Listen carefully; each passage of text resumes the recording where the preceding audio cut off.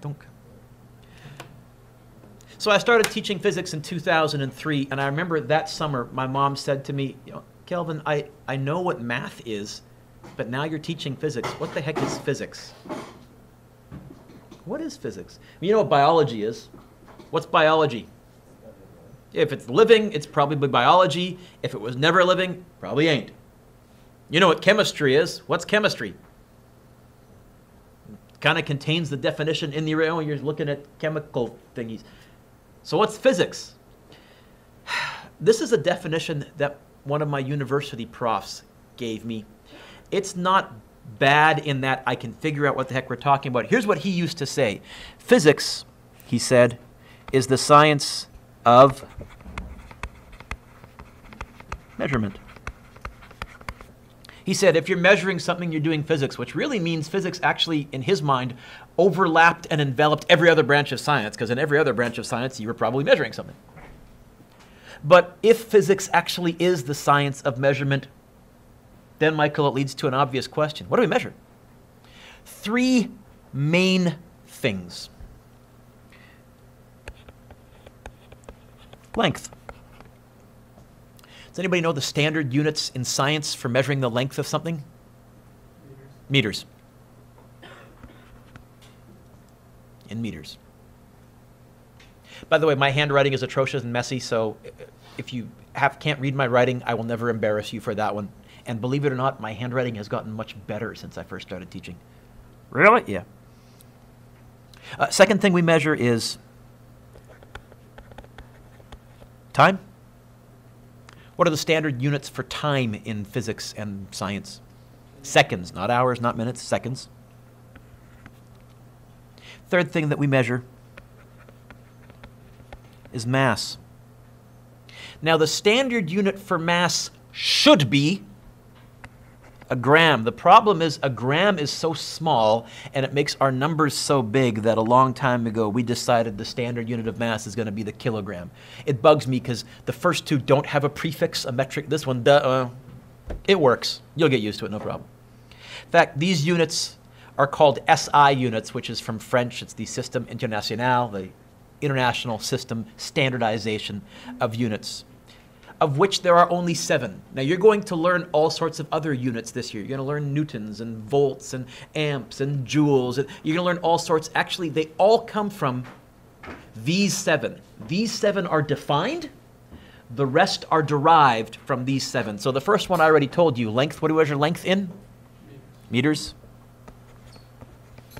Spelt with an R-E if you're Canadian, as is the word center if you're Canadian. I won't, I'll take it either way, but for some reason we spell it R-E.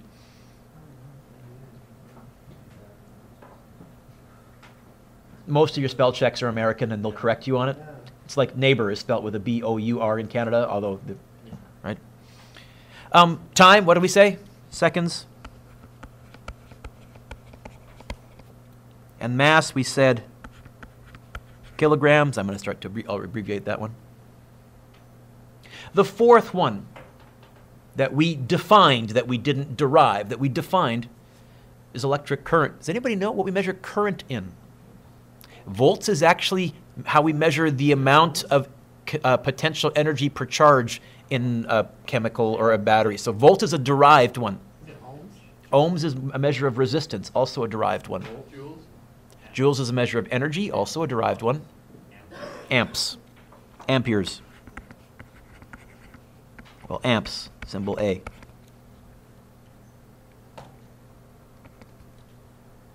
Temperature. Temperature is measured in degrees, but not degrees Celsius. Not degrees Fahrenheit. What?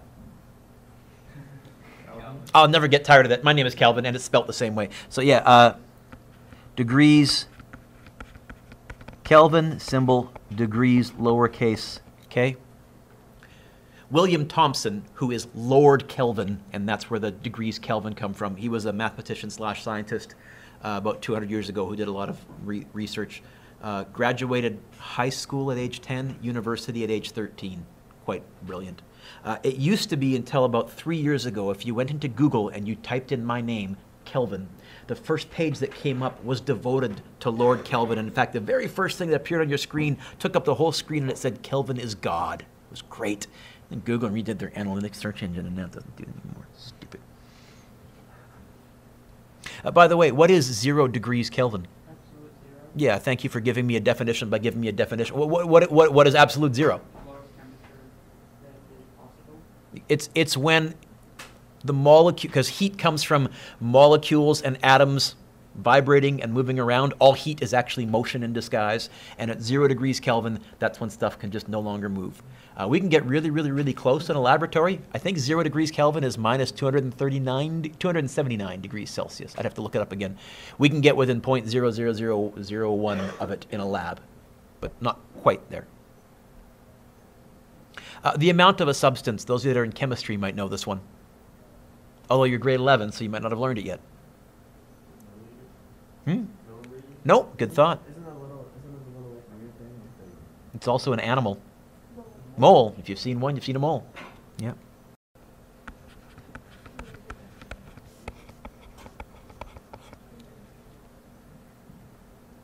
The last one is my favorite because for all of these previous ones, you don't immediately know how big they are just by looking at it. You don't know how big a meter is. You had to learn that a meter is about yay.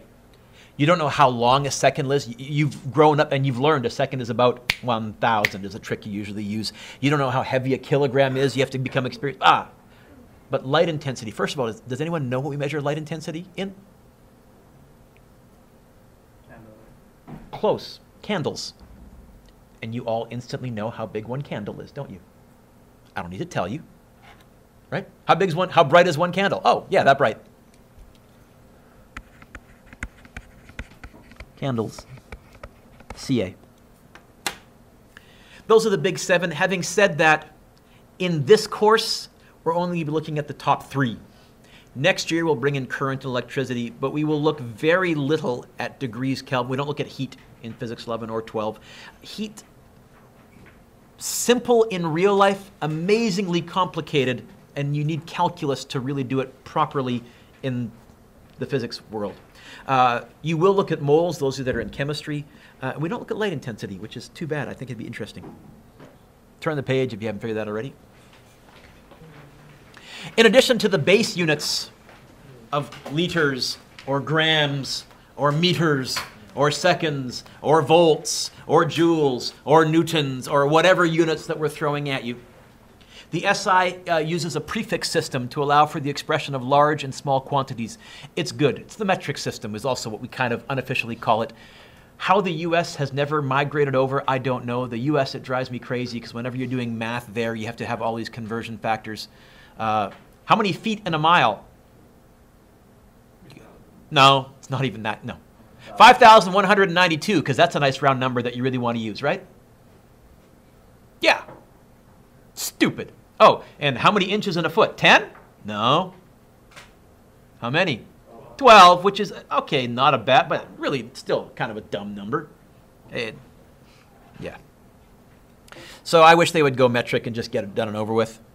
Anyhow, the prefixes can be placed in front of a base unit and represented by a multiplying factor. For example, 2.5 kilograms can be written as 2.5 times 10 to the third grams. The prefix kilo means times by blank or times by blank. It says complete the chart below. I've given you most of this chart on your yellow formula sheet. The problem is where I stole that chart from on your yellow formula sheet was made in about 2001. And you can see how technology has actually brought new prefixes into our vocabulary. So on the yellow formula sheet, let's start with nano. I think, is nano on there? Yeah. Dylan, yeah, is nano on the yellow formula? You guys found that little chart, yeah? Is nano on there somewhere? It's gonna be at the bottom probably, or at the top, one or the other. Yeah. Is it on there? Yeah? What's the symbol? N. Upper or lower? Because it makes a difference. Lowercase n? And nano is 10 to the what? That's going to be the multiplying factor. In other words, when you see nano, you can tend to replace it with that. Pico, which is not on there. Now, nano is only recently on there, but you've all heard of nanotechnology. 10 years ago, I hadn't heard of nanotechnology. Pico is... Is pico on there? Yeah. Get out. I found a good one with pico. Oh, what's pico? Lowercase p? Yeah, and then 10 to the negative 12.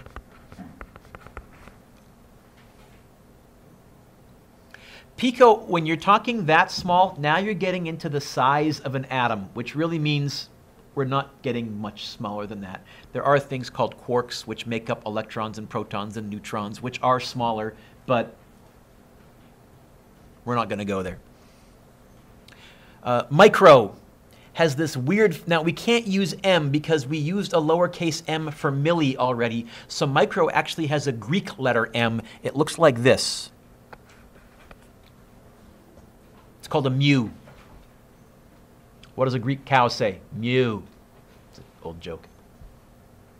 And micro, 10 to the negative 6? Yeah? No? Yeah?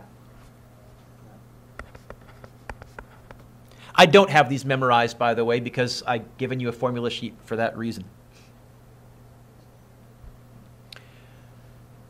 If you memorize them because you're lazy, because they're ones you're using fairly often, but don't feel like you have to. Milli, that one I do know is lowercase m, and we're going down by 3s. I'm spotting a pattern, so 10 to the negative 3.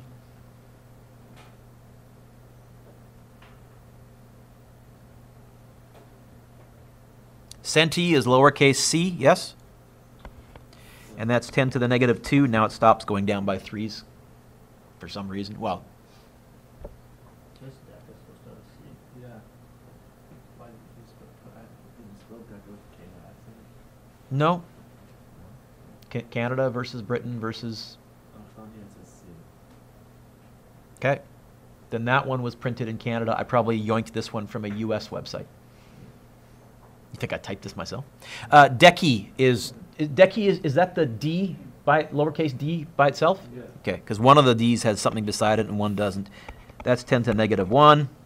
Then you have your base units like grams, seconds, liters. Whenever I write liters, by the way, I always do a handwritten L because I'm worried if I do a lowercase L like that, what will you think that is? Yeah, it's going to look like a 1 when you look at your notes later on. So get in the habit, do a little lowercase L. It's handier. Meters, newtons, joules, whatever. There's your base units. Deca, is that D-E? Lowercase? D-A. I really don't know these. Never bothered memorizing most of these, so I can look them up. That's 10 to the positive 1. Oh, by the way, the power of 10 for the base units, if I'm going to continue the pattern, is 10 to the 0, right? Technically 1, no 10s. Hecto, lowercase h, 10 to the 2. Kilo, lowercase k, 10 to the 3rd. Mega, capital M, 10 to the 6th, or a million. Do you guys have giga on yours? Yeah? Okay. Giga has entered our consciousness now. When I was in college and maybe 15 years ago, all of my students at that time had learned mega because memory back then was in megabytes. Storage back then was in megabytes. I got a 250 megabyte hard drive. Wow, that's huge. Wow. And then giga has certainly entered the memory stream. A giga is 10 to the what? To the 9th? And until about 3 years ago, most of my students would not have known the next one. But probably now, many of you are familiar with this one because some of you may own one. Is Tera on there? Capital T.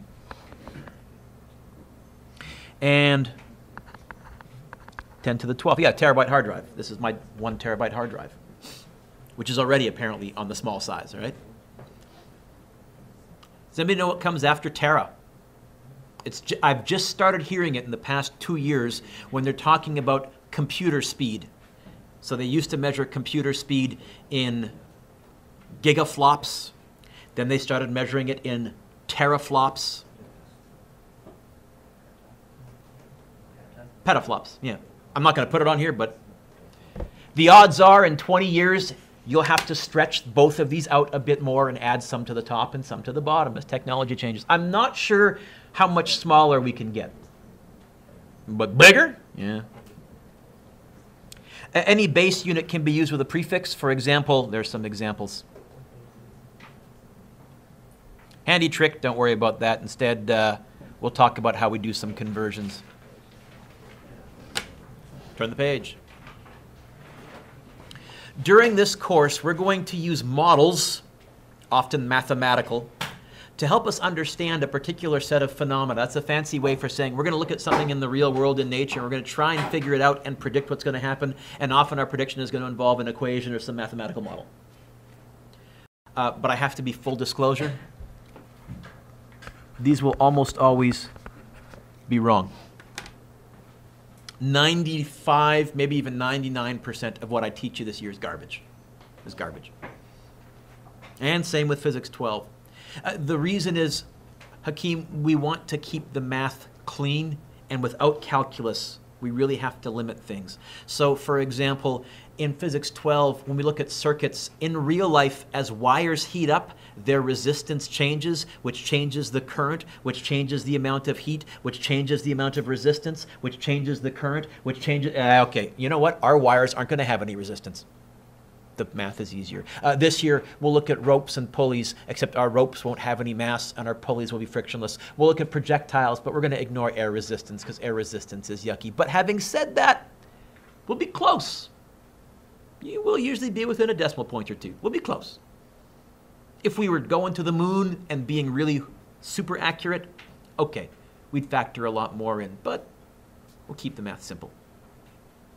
Since our models will be mathematical, good math skills are a must, are helpful. Here is a review of a few of the basics. First of all, unit conversion. I use something called the unit analysis method. Those of you that are doing chemistry, Mr. Perugia will teach this as well. It seems a little weird at first, but if you get the hang of it, you can turn anything into anything else without memorizing a bunch of crap. All you need are the conversion factors. Let me show you. I'm going to overcomplicate the easy ones to show you how the easy method for the easy ones, the complicated method, works for the nasty ones. Because if I said 1.1 centimeters, some of you might already know that that's 0.011 meters, because you know that a centimeter is this big and a meter is this big, and you can do the arithmetic in your head. Great. But here's what I would do. I always start out by writing down what they gave me. 1.1 centimeters. I do that also because that way the question is no longer blank. I've written something. I feel better. Go figure. And then I'm going to multiply by a conversion factor times.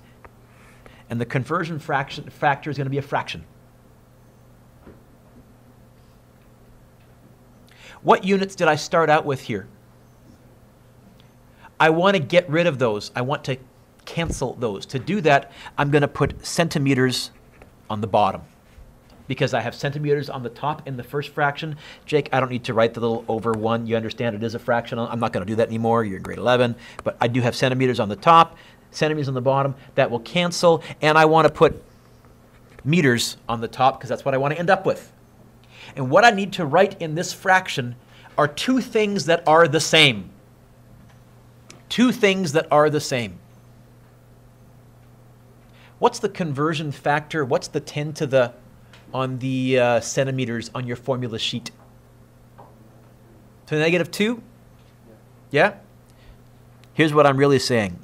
1 centimeter is 10 to the -2 meters.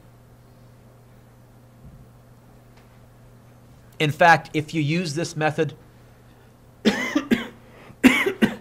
sorry, McKenna, if you use this method, the rule is always put the conversion factor next to the base unit, the M meter or the L liters or the G grams or the S second, and put a 1 next to the funky unit that you started out with. Come in. I'm sorry to interrupt. It's okay. Give me 1 second. Let me pause. So I'm multiplying something times something. In fact, I'm multiplying two fractions. Again, Perry, I'm not going to put the little invisible 1 on the bottom. Yes? How do you multiply fractions? It's easiest. No, you do not. And whoever taught you that, oh, I just want to freak out. Because, anyways, Cross multiply is when you have one fraction equals one fraction. When you have a complete equation, you can call it cross multiply. Multiplying fractions is the easiest of all the operations. It's top times top, bottom times. It's going to be 1.1 times 10 to the negative 2 divided by 1 divided by 1. I'm going to not bother doing the divided by 1s. So I'm going to get my calculator out, as you may. Now again, you might be saying, I don't need a calculator for this. I realize, but I'm showing you a method that works. So I'm going to go 1.1 times 10 to the negative 2 divided by 1 divided by 1. The 1s aren't going to make a difference on the bottom. There's your 0.011. Meters.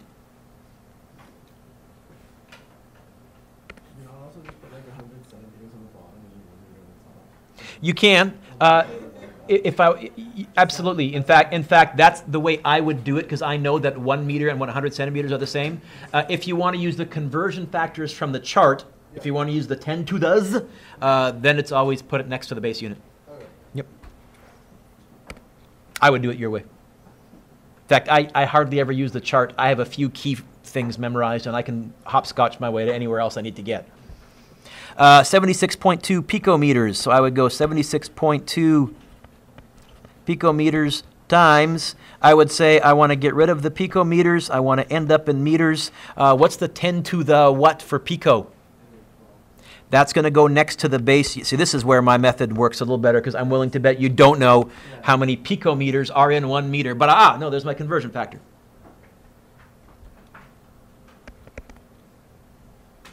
It's going to be whatever the heck this is, 76.2 times 10 to the power of negative 12. Now, this is probably going to give me my answer back in scientific notation, which we're going to talk about in just a second. Let's see. Yeah. All of your calculators, which I know you all brought today, will display scientific notation in a certain manner or a certain display. You need to learn how to read your calculator. Mine uses a letter E, and that E, when I write it, I replace that with times 10 to the power of. Some of you may actually have a little times 10 to the power of. So let me write this down first of all. 7.62 times 10 to the power of negative 11 meters. And then I'm going to go pause, and I'm going to say, I see a few blank looks. All right, we'll continue. I'm going to skip C. We're going to go to scientific notation, because B led us quite nicely into scientific notation. Scientific notation, we're going to be using an awful lot this year, because unfortunately, as soon as you get to the real world, a lot of the numbers that you want to use are really, really, really big or really, really, really small. For example, later on this year, we will be using the mass of the Earth when we start calculating gravitational force. And the mass of the Earth, we can't change it to make it convenient. It is that big. How did they figure that out? We'll calculate it and show you how they figured it out another day in about 3 months. But the Earth does weigh that much. There's no way we want to type that in. So how do we do scientific notation? Now, sorry, let me ask. You've all seen scientific notation before? I'll review it, but I'm not going cold turkey. Owen, no? You have seen? Okay. So the rule is this. You take the first non-zero digit, in this case, a 5. First, you turn your pen on. You put a decimal after it. Then you write non-zero digits, 5.98. You could write 5.980. You could write 5.9800. It's kind of pointless. We're going to give you in a little bit rules for dealing with zeros and things too, so relax. And then it's times 10 to the power of 1, 2, 3, 4, 5, 6, 7, 8, 9, 10, 11, 12, 13, 14, 15, 16, 17, 18, 19, 20, 21, 22, 23, 24.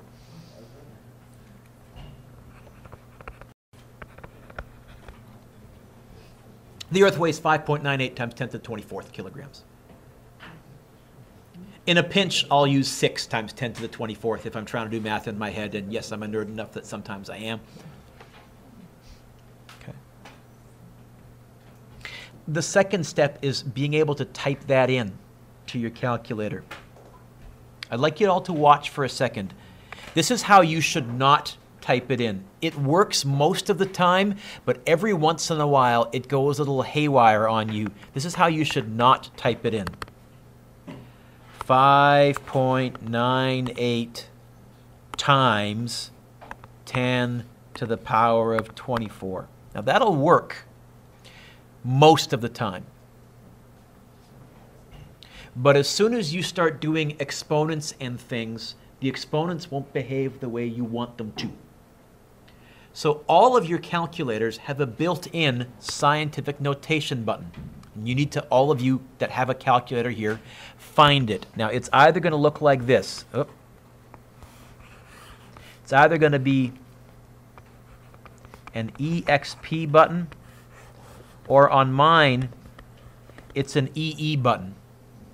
And what I do on my calculator is I type 5.98, but I never hit the times, I never hit the 10, and I never hit the to the. Instead, when I hit my scientific notation button, it puts a symbol there saying that's times 10 to the, and I just have to type in the exponent. And now I've stored that number. So try and find the scientific notation button on your calculator. So for really big numbers, it's always going to be times 10 to the and a positive exponent. For really small numbers, it's going to be times 10 to the and a negative exponent, because a negative exponent is like dividing by 10. So one proton, and this is accurate, has a charge of that many coulombs. How will I write that in scientific notation? Well, here we go. I will write the first couple, the first non-zero digit, 1. Give me your pen. 1. I put a decimal after the 1. 6 times 10 to the negative, because it's a small number, it's a decimal. And I count from the decimal point again. 1, 2, 3, 4, 5, 6, 7, 8, 9, 10, 11, 12, 13, 14, 15, 16, 17, 18, 19. Oh, and the symbol for coulombs is capital C, which you'll learn next year. But okay. If you're a little shaky on scientific notation, you'll get good, because we're going to be using it, Sean, all the time. All the time. So, practicing with our calculator. Let's see if we can actually type example 3 in. Now, before you start, we need to develop some safe calculator, some smart calculator rules. How many numbers are on top? 2. How many numbers are on the bottom? 2. The odds are we're going to have to put brackets on the top and on the bottom. Now, before you start typing, this is a little advice for you. When I type these and when we handwrite, we will often put brackets around numbers to show multiplying, because when we handwrite or when we look at it, it's much easier to spot. But on our calculators, I find brackets make things cluttered. So even though there's a bracket right, come here, here, I'm going to replace that with a times. And even though there's a bracket right there, Riley, I'm going to replace it with a times. But because there is more than one number on the top and more than one number on the bottom, I'm going to put brackets around the top and around the bottom. Now in this case, actually, you can get away without putting brackets around the top, but you have to put brackets around the bottom. So if I'm typing this in, I'm going to go bracket 1.8, and you can follow along with me if you want to, scientific notation button, -3 times 2.6, scientific notation button, 5, I'm done the top, close it off. Divided by bracket 9, scientific notation button, 8 times 1.3, scientific notation button, -1, I'm done the bottom, close it off.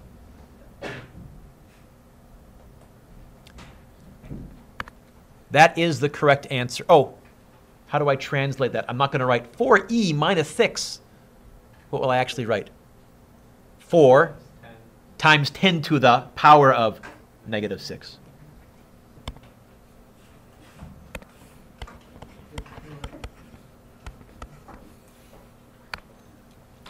See, if you had just typed this the way it looks, if you had gone bracket 1.8, scientific notation button, negative 3, close bracket, bracket 2.6, scientific notation button 5, close bracket, divided by bracket 9, scientific notation button 8, bracket 1.3, scientific notation button, negative 1. Now that looks like we've typed it. Wrong answer, because your calculator doesn't realize that both of these numbers here are supposed to be on the bottom.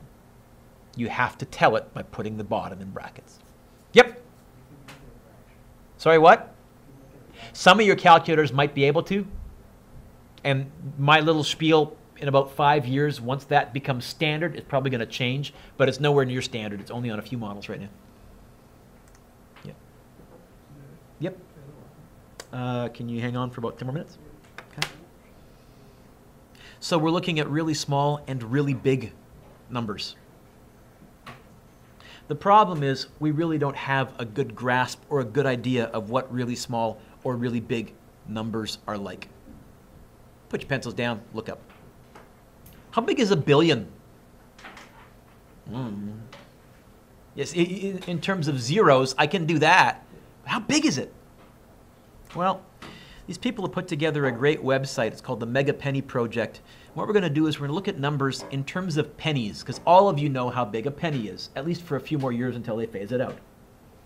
So, you ready? Here's 1 penny.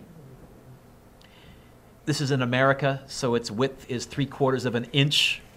Sorry, we're not metric. Weighs about 1/10 of an ounce. So the next step, 16 pennies. You can imagine a stack. The reason we're going to go with 16 pennies is that's 1 inch high, so we're doing US measurements, sorry. Weight's about 1.6 ounces. So if that's 16 pennies, what would 1,000 pennies look like? Try and imagine it right now. What would 1,000 pennies look like? Parry 1,000 looks like this. 40 high by 5 wide by 5 deep. Because 40 times 5 times 5 is 1,000. $10 worth of pennies. Weighs about 6¼ pounds. Heavy-ish, but you could carry it with one hand. So let's, instead of going with 1,000 pennies, since we're doing a US website, let's build a 12-inch cube. Let's build a 1 foot by 1 foot by 1 foot cube of pennies. I wonder how many pennies would be in a 1 foot by 1 foot by 1 foot cube. Just shy of 50,000, just shy of $50. 49,152 pennies. So if you have $50 of pennies, you can build a 1 foot by 1 foot by 1 foot cube. It would weigh about 307 pounds. You're not picking this puppy up. If you stacked it all on top of each other, 256 feet high. So about 20 stories. So there's 50,000 pennies. 100,000 pennies, how about 2 of those stacks, right? Close, 98,304. That's about 100,000 if you're trying to visualize it as a number. A 1 foot by 1 foot by 1 foot stack of pennies. And another one. That's 100,000. Weighs about 600 pounds. So let's ramp it up. That's 100,000. 1,000,000 pennies would be 10 times that. What would that look like? Okay. There is the number 1,000,000 visually so that you can kind of wrap your brain around it. Person standing there, it's actually 1,003,776, so a tiny bit more than 1,000,000. Close enough. It says, say hello to our friend Graham. We're going to use him as our model for the remainder of this as kind of our size reference. Graham is 5 feet 10 inches tall, same height as me. Weighs about 180 pounds, about the same as me. For what it's worth, the weight, 3.14 tons. And if you stack them on top of each other, almost exactly a mile high. 0.99 miles high. A million. What about 10 million? Okay. And Riley, we're already at the point where it's really tough for us to wrap our brain around this.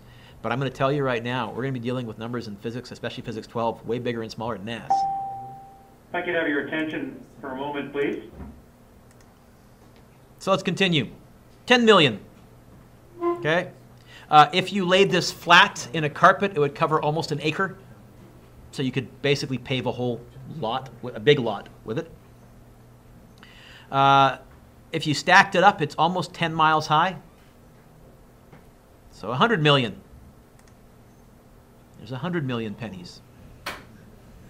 Okay. Weighs about 300 tons. For comparison, that's about two blue whales, which gives you an idea of how big a blue whale is and why they can only survive in water, because all that mass on land would crush them very quickly. So here's 100 million. What comes after 100 million? A billion. By the way, a billion in North America is different from a billion everywhere else. In North America, it goes million, billion. In Europe and in Britain, a billion is a million millions, which we call a quadrillion. So it's awkward when you listen to them talking about Europe being a $5 billion debt. You're not sure quite what they mean by that. It could be enormously huge or just big, but a country could pay that off. And there is no standard. I don't know if you guys know, really, I thought all numbers were the same. Nope. Welcome to the world. So a billion pennies, worth about $1 million. 99 miles high if you stacked it. So that's a million pennies. Sorry, that's 100 million pennies. I'm sorry. Now let's go to a billion. Okay. If you took a school bus and made it rectangular and out of pennies, 5 of those. Okay. So only in North America, it says, and in the general scientific community, is this number, a 1 with 9 zeros, called a billion. Most European countries call this number 1,000 million, or in some cases, a milliard. And yes, it's confusing. 10 billion. Oh, by the way, 987 miles high, we've left the atmosphere. 10 billion. So now we got our football field behind us as our frame of reference. And if you look really, really closely, you can still see Graham right there. See him? Okay. Current estimates place the world's population at about, it says 6 billion. This is an old website. We're about 8 and a bit. So this is about how many people are on the planet, give or take. 100 billion. Can you see Graham right there? Okay. Still not really that big. The U.S. debt is bigger than this number. Our debt as a country is in the billions, I believe, not in the 100 billions. Our debt as a province is in the billions, not in the 100 billions. I don't think, actually our debt as a country could be in the 100 billions. I have to go look that up. But the U.S. debt is in the trillions, so they owe more than that. But is that in pennies or is that in dollars? That's in dollars for them. Oh, yeah. Remember my marshmallow video? Yeah. Why do you think North America is in debt? Because our culture, we want to buy it before we have it, before we can afford it. Our provinces, our governments are used to spending more money than they have, because if they don't, we'll vote them out. We do this all the time. We're the dumb ones. Right? Okay, that's 100 billion pennies. How many pennies, U.S. pennies, do you think are currently in circulation? Turns out, about that many. Language. Simba. Okay. Current estimates at the U.S. Mint place the number of pennies in circulation actually at around 140 billion, or as many as 200 billion.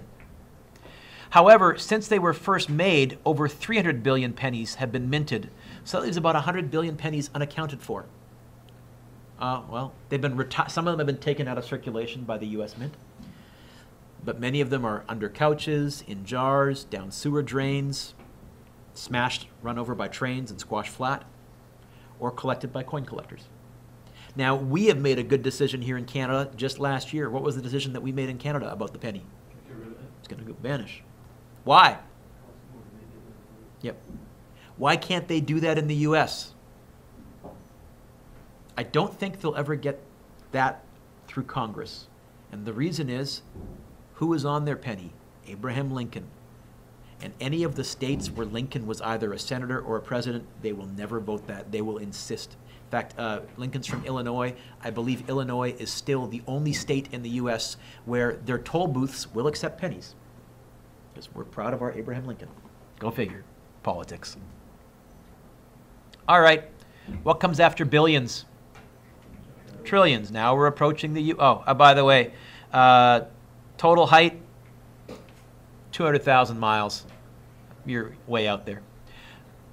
1 trillion.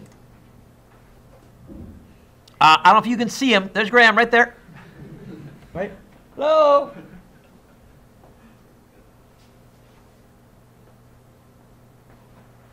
You know, a trillion is hard to really break down, so let's get a better idea of its size. If you took the football field, the Lincoln Monument Memorial, the Washington Monument Tower, the Empire State Building, the Sears Tower, there's a trillion pennies. Now, these are U.S. buildings, but I'm hoping you've watched enough news that you kind of have seen pictures of some of these. Okay? Oh, the next logical question, Riley, is how many pennies would it take to fill the Empire State Building? If you wanted to build the Empire State Building out of nothing but pennies? Good question. Just shy of 2 trillion. 1.81, well, just shy of 2 trillion. The tallest structure in the U.S. is the Sears Tower. That would be a little over 2.5 trillion, 2.6 trillion. So what comes after a trillion? Quadrillion. How big would that look? Okay. I'm pretty sure Graham is not even a pixel, so he won't show up on my screen anymore. He's not even big enough to trigger a pixel on. Maybe if I had a higher def display. Okay.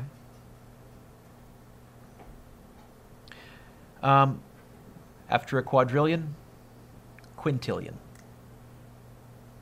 There's the quadrillion right there.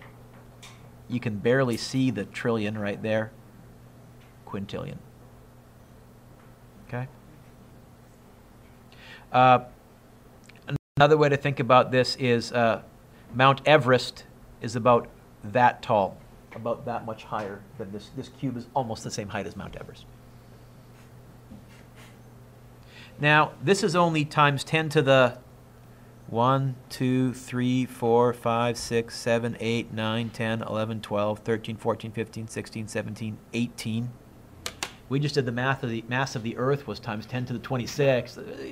Numbers get really big and really small. So scientific notation, good. Trying to wrap our brain around them, tough.